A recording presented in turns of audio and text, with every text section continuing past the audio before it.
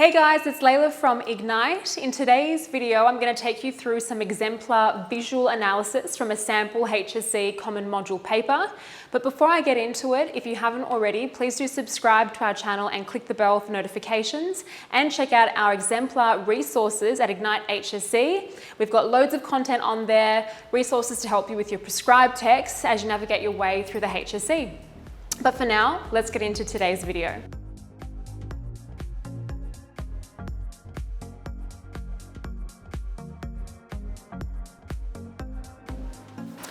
So as I mentioned in today's video, I'm going to take you through a sample question from a comprehension common module paper and accompanying with that a visual text that we'll analyse. Then I will take you through an exemplar response using analysis on that visual to answer the given question.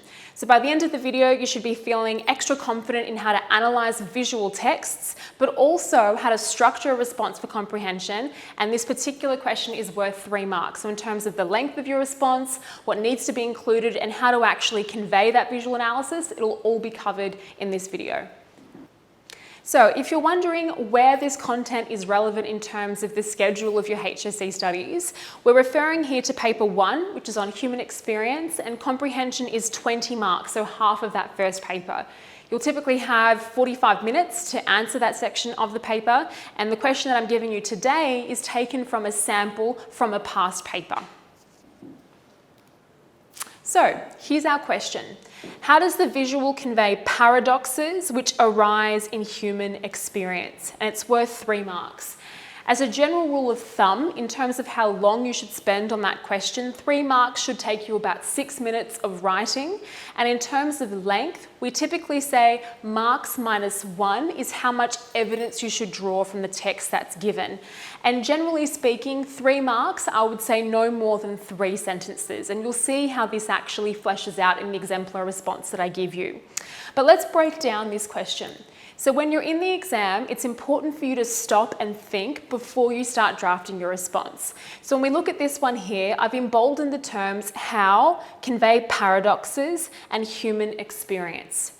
When we look at the term how, we know that we need to be analysing the visual elements of this text that enable such paradoxes to be conveyed. The term paradox refers to 2 opposing ideas that are placed in close proximity. And human experience, as an explicit link to the rubric, is asking you to consider, well, what, broadly speaking, human experience is being conveyed? Is it an emotion? Is it an interaction? Is it an individual or a shared human experience? And you want to make sure that you're addressing these key terms in your topic sentence. Now, a lot of students I find often repeat the question in their topic sentence, but you want to try to avoid that and actually unpack what the question is asking you. And on the next slide, I have a couple of tips to help you with that. So when we're looking at the keywords in the question, you want to apply what we call micro questions to that key term.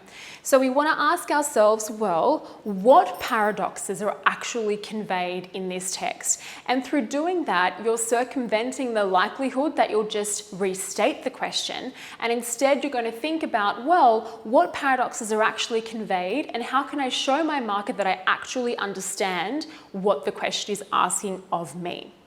Okay, so we've thought about the question, we know it's asking us about paradoxes. Now we want to take a look at the visual and try and construe some analysis in relation to it to link and answer the question. Okay, so here's our visual. We've got here 2 young men within the setting of a barbecue looking down at empty phones. That's what I see immediately. But as I'm looking at the visual, I need to start to think, okay, what visual techniques are being used to convey some sort of paradox in there? So on the next slide, I've got a few techniques that we could call upon to help us unpack that visual. The first thing is composition. How has this visual actually been composed in terms of what's in the foreground, what's in the background, what is the setting of the visual? So we have here a backyard barbecue setting. We could argue that that construes notions of familiarity. It's a social context. Within the composition, we can also consider mise-en-scene, which refers to the placement of everything within the frame. And the frame is the border of the image. So within that, we can consider these two young men, they're salient to the composition. Salient means where is our eye drawn within the visual, and they're salient because they are central to the visual and they are occupying quite a large volume of the frame. We can consider their body language, right? Although these two men are quite physically proximal, they're engrossed in an empty hand. When we look at that empty hand, we think, well, something's missing there. There's a missing device, there's a missing telephone. And we might want to consider, what does that symbolize? I think that symbolizes that typically as individuals, we're quite engrossed in our technology, and through removing the presence of technology, it exaggerates how much we rely on our devices to stay connected, as opposed to actually connecting with someone who is right next to you. And that, I think, is the paradox, right? That despite being physically connected in a social setting, individuals are actually quite disconnected and disengaged with each other's presence. Okay, so composition, setting, mise-en-scène, symbolism. We also discussed salience. We thought about the connotations we could draw from that setting, about it being familiar and being social, but of course the very paradoxical interaction between these two men in that setting. Okay, so that's our analysis. So in the exam, you've broken down the question, you've started to think about what ideas are being conveyed through visual analysis in the text, and now let's think about how this would look as an exemplar response. And I have an exemplar on the next slide. So whenever you're answering a comprehension response, be it visual or a written text, this is what we call the building block in terms of how you should respond.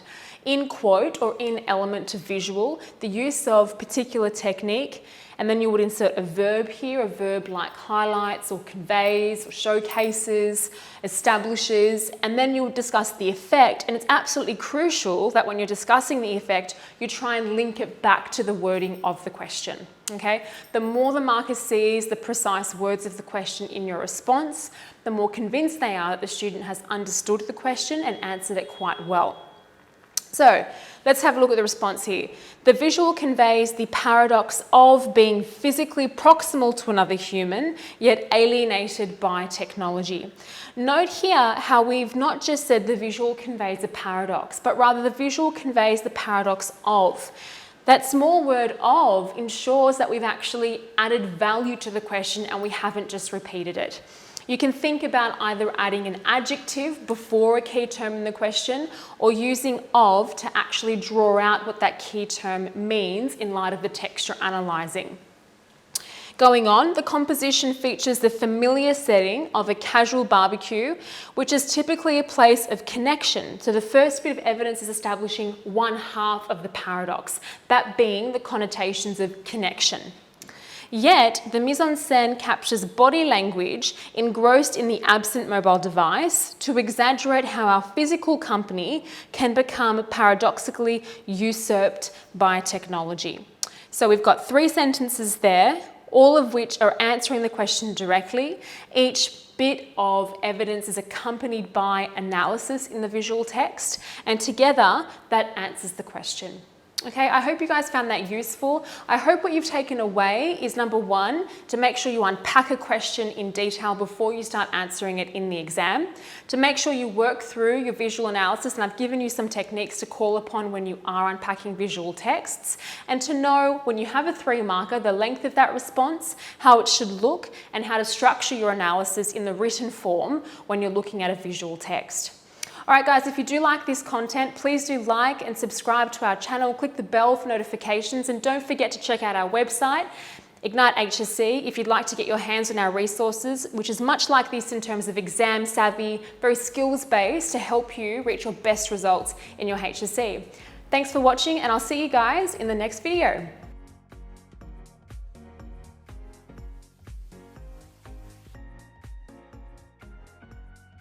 Hey guys, thank you so much for watching. If you do like the content, subscribe to our channel and we'll have more videos coming your way. That's right, guys. Thanks for watching. And please make sure you check out our online resource database. We've had a team of state rank achievers and heads of English put these together for you, covering everything from essay structures and examples, all the way through to craft of writing and comprehension skills. So check them out at ignitehse.com.au, and we look forward to seeing you in the next video.